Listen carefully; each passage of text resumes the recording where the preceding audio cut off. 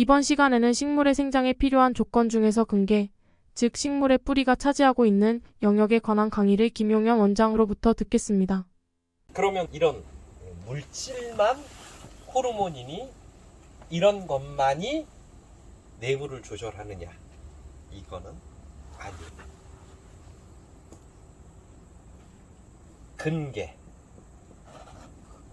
근계는 뭐냐면 뿌리가 차지하고 있는 영역을 근계라 그래요.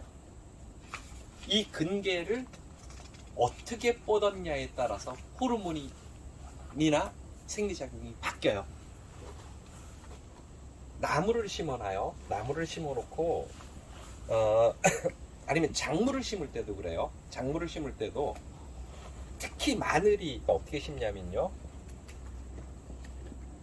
거리를 이렇게 가깝게 해요. 그죠? 예. 마늘은 굉장히 거리를 가깝게 하는데 그러면 어떻게 되냐면 영양이 부족하죠. 하도 가까우니까. 그러니까 이건 어떻게 하냐면 이렇게 떼어요. 툭. 그리고 이렇게 마늘을 심어요.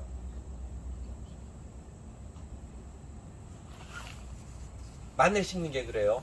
이 마늘 심는 비닐 나오면 좌우측이 똑같죠. 거기다가 마늘 심으면요, 마늘 안 커요.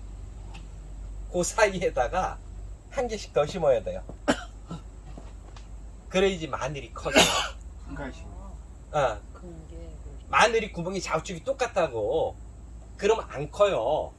그래서 어떻게 하냐면, 예를 들어서 좌우측이 똑같은 구멍으로 뚫린 데다가 마늘을 심는다고 하면 마늘을 요렇게 심지 마시고요, 요렇게 심고 요렇게 심으라고요. 그럼 양은 똑같잖아요. 예.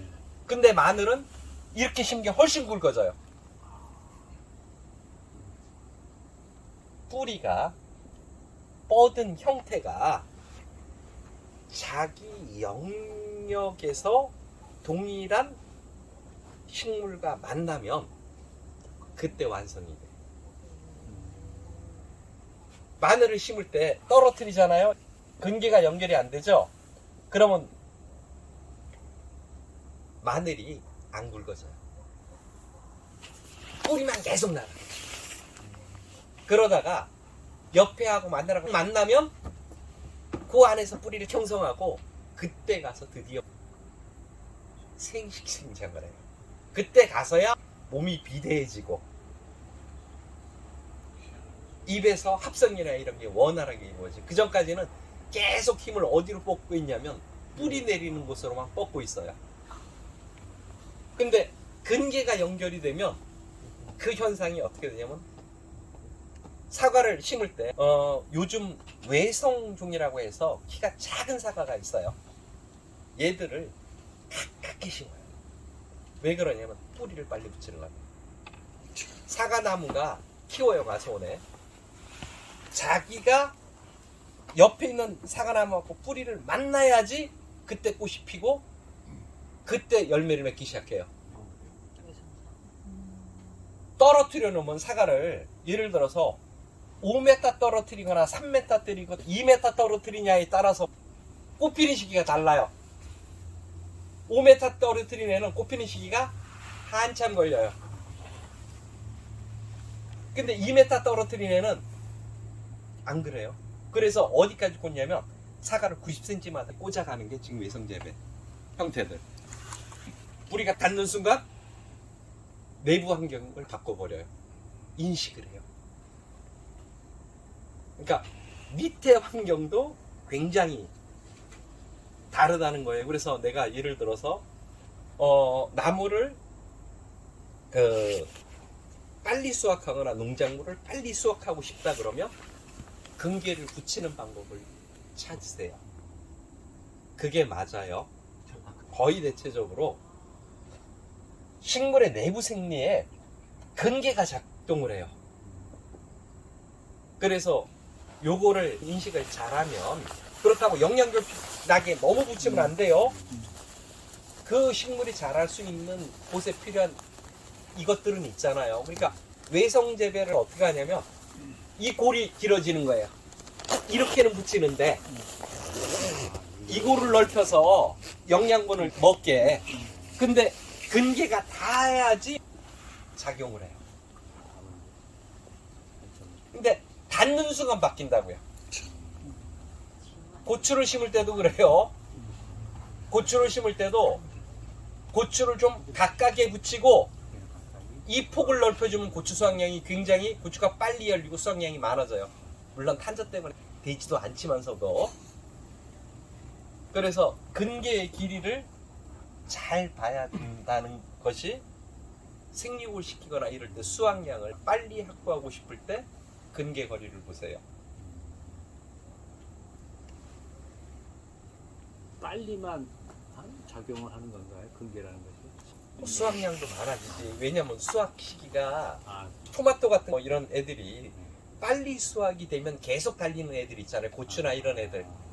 그런 애들은 근계를 가깝게 해서 수확을 일주일만 당기면 고추는 한 물을 더 따. 다른 그 생물체들은 생육 경쟁을 하지 않습니까? 네. 식물은 아니다는 얘기죠. 자기들끼리 정확하게 얘기하면 미생물의 네트워크예요.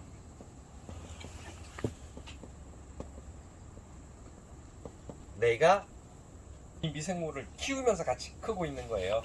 그러다가 나하고 같은 그룹의 미생물을 만나면요, 뭐가 되는 줄 알아요? 그 사이에 다른 미생물이 없어요. 그러면 방어 시스템을 안 써도 돼. 모든 생명체는 자기가 생존하기 위해서 굉장한 노력을 하는데 어느 순간 야, 여기는 안 아픈 동네야. 여기는 내가 힘을 덜 써도 돼. 그럼 그때부터는 성장 쪽으로 간다고요. 그래서 근계들을 잘 붙이거나 활용을 해서 미생물 체계를 갖추어주면 돼요. 그런 상황이 아니면 미생물들을 배양해서 넣으면 돼요. 근데 미생물을 해서 배양을 해서 못 넣을 거면 공생하는 식물들이 거의 다예요. 지금 우리가 키우는 작물들은 거의 다 공생균을 가지고 있는 공생 그 시스템의 식물이에요. 이 공생 시스템의 식물은 근계가 붙는 순간 에너지를 안 써도 되는 거예요. 우리가 쓰는 98%라고 하는 유전자에서요, 거의 다 에너지를 방어 시스템을 가동하는데 다 써버린단 말이에요. 그래서 그걸 안 쓰게 해주는 순간, 무균 상태로 가는 순간 굉장히 식물은 잘 자라요. 무균 상태에서 식물 키우면요, 정말 미친 것처럼 잘 커요. 그런데 세상에 무균은 없잖아요. 없죠. 그런데 그 균을 뭘로 만들어주냐면 근계로 연결해서 다른 미생물들이 못 들어오게 해주는 순간 식물은 팍 하고 올라가요. 그래서 식재하거나 이럴 때 근계도 좀 고려하면 굉장히 도움이 돼요. 그러니까 식물의 내부 생리나 이런 것들이 유전자가 뭘 하고 있는 거냐면 인식하고 있는 거예요. 수억 년. 아, 이렇게 되면 안전한 네트워크가 형성됐구나. 그러니까 나는 이제 커질 수 있구나. 꽃을 펴도 되는구나. 꽃 피우는 게 먼저가 아니고 내가 생존하고 이게 먼저였던 것에서 시스템이 안정화가 돼 있으면 이제는 번식해야죠. 그래서 예를 들어서 꽃을 심을 때도 특정하게 근계로 뽑는 애들이 있어요. 벌개미치, 개미치. 이런 애들 꽃을 보고 싶으면 떨어뜨려 심는 게 아니고 줄로 심는 게 좋아요. 그러면 번식은 해나가지만 꽃을 그해 볼 수도 있어. 근데 벌개미치나 개미치를 여기 심고 저기 심고 번식 잘 되네 하니까 그러면 2, 3년간 꽃 못 봐요. 근데 그 뿌리가 붙는 순간 바로 생식이라는 부분으로 넘어가요. 한 줄로 가깝게 쭉 붙여버렸어. 대신에 옆골은 네. 줘야 돼요. 왜냐면 그래야지 뻗어서 영양분을 충분히 흡수할 수 있잖아. 그래서 예를 들어서 어떤 약초나 이런 것들을 심을 때도 일정한 간격으로 심는 것만 가르쳐요. 네. 그러지를 말고 살짝 틀어서 뭔 얘기인 줄 알죠? 네. 그러면 수량도 훨씬 더 많이 들어갈 뿐만 아니라 이 버름이나 이게 훨씬 좋아져요.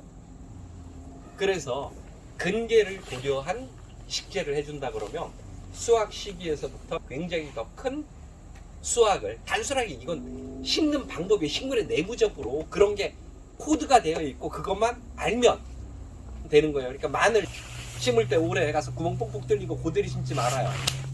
그지 말고 그렇게 사이에 꽂아줘요. 그러면 마늘이 훨씬 굵어져요. 그냥 이렇게 된 줄 요만큼 하고 또 요만큼엔 그렇게 심어봐요. 그러면 수확량도 훨씬 많은데 마늘도 훨씬 굵어요. 그게 식물의 이제 내부적으로 외부로 움직이게 하는 테크닉들이에요. 그 마늘 굵기가 있잖아요. 네. 조금만 떨어뜨릴 정도 거리에다가 심으라고. 네. 마늘 사이즈가 있잖아요. 그게 나중에 컸을 때 안 붙을 정도 거리면 된다고. 특히 산마늘 이런 것들 재배 하는 농가들이 많아요. 이 사람들이 그걸 몰라요. 듬성듬성 심. 왜냐면 정책 자금이든 뭐가 나왔는데 100평 하면 돈이 정책 자금이 조금밖에 안 나오잖아. 그래서 나는 10,000평 할래요. 5천만 원 주세요. 이러는 거예요. 근데 그렇게 하면 안 커요. 계속 뿌리만 뻗어나고 이게 굵어지고 잎이 안 커져요. 그래서 근계를 고려한 부분으로 들어가야 되고요. 이상으로 식물의 생장에 필요한 조건 중에서 근계에 관한 강의를 모두 마치겠습니다. 경청해 주셔서 감사합니다.